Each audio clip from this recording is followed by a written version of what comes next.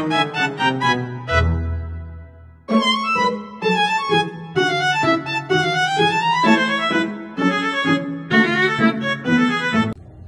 good day sir, we are group 14. Ang topic po namin is all about what countries in the world have the most friendly or people-oriented police.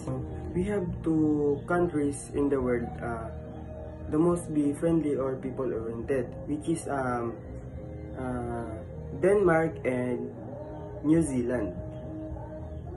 So first po is Denmark, a model of public trust and procedural justice. So first po, introduction. Denmark ranks high in social trust. The Danish police or polity operate under policing by consent, where authority is based on public cooperation and approval rather than coercion. This promotes a friendly, transparent, and problem-solving approach. So dito po, ipinapakita na ang Denmark ay isang bansa na may mataas na tiwala ng mga tao sa kanilang mga pulis. Ito po ay tinatawag na polity. Sa buong presentation po, ipapakita po natin kung paano nila pinapanatili ang magandang relasyon sa mga mamamayan sa pamamagitan ng policing by consent. So next slide po. Principle of policing by consent.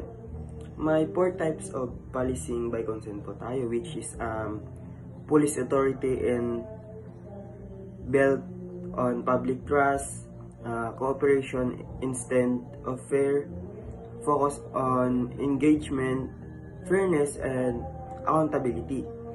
Last po is officers are viewed as helpers, not enforcers. So, principle of policing by consent. Dito po ay i-explain po natin kung ano pang ibig sabihin ng policing by consent. Ang kapangyarihan ng pulis ay galing sa tiwala ng mamamayan, hindi sa barel o sa pananakot po. So, yung kapangyarihan daw po power po ng mga pulis po sa Denmark is galing po sa trust po ng mga tao po. Ang mga pulis ay nakikipag-cooperate sa mga tao, hindi nakikipagbanggaan. So, hindi po sila gumagamit po ng dahas or anuman pong baril or equipment po na gagamitin po nila sa pananakot. Ang layunin nilang maging kaibigan ng komunidad, hindi kinatatakutan. So, sa Denmark po is hindi po sila nanakot po, hindi po. Kasi po dito po sa Pilipinas is kunting ano lang po, gagamit na po ng dahas or tatakutin na po yung mga tao po. Ganun po. Sa Denmark po is hindi po.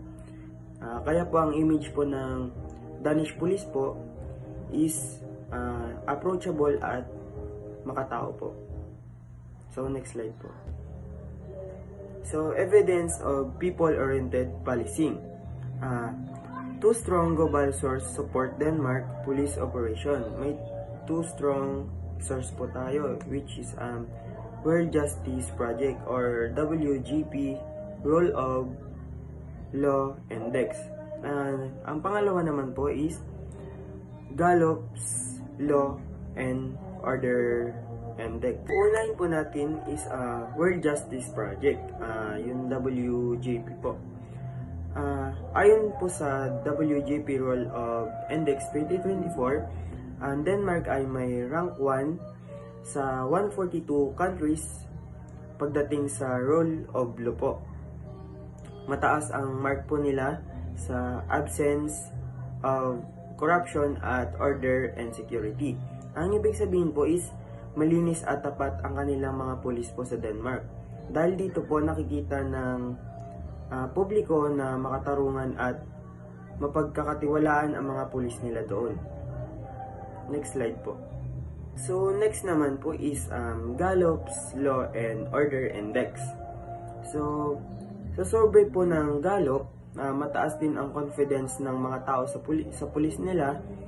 Hindi sila mahilig gumamit ng dahas. So, yun nga po, tulad po ng sabi ko kanina, hindi po basta-basta gumagamit ng mga baril or dahas po yung mga pulis po nila sa Denmark. Iginagalang nila ang karapatang pantao. May community policing na lumalapit mismo sa mamayan. Dahil dito po, nakikita ng publiko ang pulis bilang protector, hindi pananakot po or pagbabanta. So, ang pinagkaiba lang po sa Denmark po, pati po dito po sa Pilipinas, sa Denmark naman po kasi is, ang tingin po ng mga tao po sa kanila is protector po. So, dito naman po sa Pilipinas is, siguro po may ganung part na rin naman. Pero, medyo hindi po kasi ayos po yung pag-ano po ng mga pulis natin. So, yung iba po kasi is konting lang po, gumagamit na po agad ng baril or bubunot na po agad. So, yun po. Mananakot na po agad sila ng mga tao. So, next slide po. So, yung last po natin is public perception. Ganito nakikita ng mga mamayan ang pulis sa Denmark po. Magalang at approachable, hindi agresibo at madalas walang baril po. Hindi po sila, madalas po wala po silang baril po sa Denmark. So, yun po. Nagtatanggol, hindi po sila nananakot. Protector po talaga sila at hindi po sila gumagamit ng anumang dahas. Kaya po malalim ang relationship na pagtitiwalan sa pagitan ng pulis at komunidad po. So, yun lang po. Yun lang po yung part ko. Next reporter po. Good day, sir. Good day, everyone. I'm Jason G. Silvano. My topic is New Zealand community focus in de-escalation. Next slide. Why New Zealand recognized as a global benchmark for a people-oriented policing demonstrates strong roots in community safety, accountability, and de-escalation. So, explanation of this, New Zealand was chosen because it is one of the countries that excels in people-oriented policing, focusing on safety and resolving situations calmly. And this picture, New Zealand police logo, police helping or talking with locals. Next slide, the three pillars of success, no? Community safety, accountability, principles of de-escalation. So, explanation of this, their three pillars of success are security, accountability, and de-escalations. They prioritize resolving conflicts peacefully. So, this picture, infographic of the three pillars or triangle diagram, icons in image, shield for safety, skill for accountability, and handshake for the escalations of this picture. Next slide, trust and unity. Police prioritize building and maintaining social cohesion and trust, especially focus on diverse communities, include the Maori populations. So, explanation of this, the police valued the trust of every group, especially the Maori community. Their goals is to unite the community in peace. This picture suggests of police with Maori community group hug or handshake photo symbolizing unity. Next slide, position of the global states constantly achieves high ranking in the WGP role of law index. So, strong institutions support effective and trustworthy policing. So, explanation of this, the New Zealand's constantly ranks high in the role of the law index, which means their justice system is fair and orderly. So, of this picture, bar graph growing role of the law index New Zealand's versus other countries, no? World map and highlighting New Zealand. Next slide, impartiality, no? Ranks highly in criminal justice systems in impartial builds public perception of fairness in friendlies, no? So explanation of this their justice system is imperial, which is the people see the police as per in respectful, no?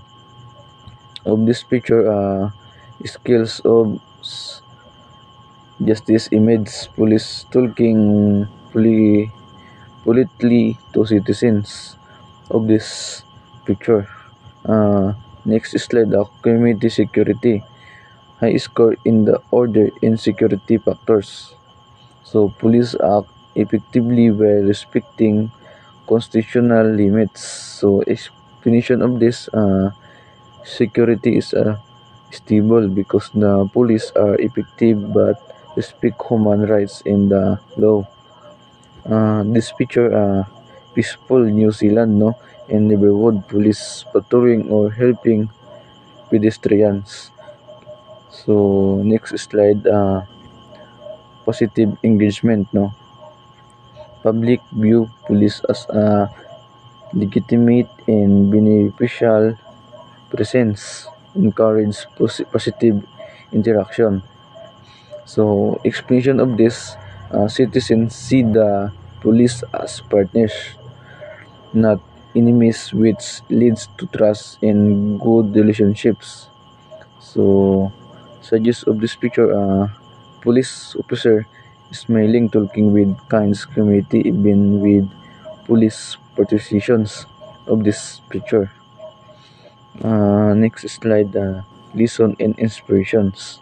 Effectiveness and adherence to law build trust and respect. How can adapt these lessons to your own community? This explanation we can learn from them that there is trust in respect in relationship between the police and citizens in the community and become better.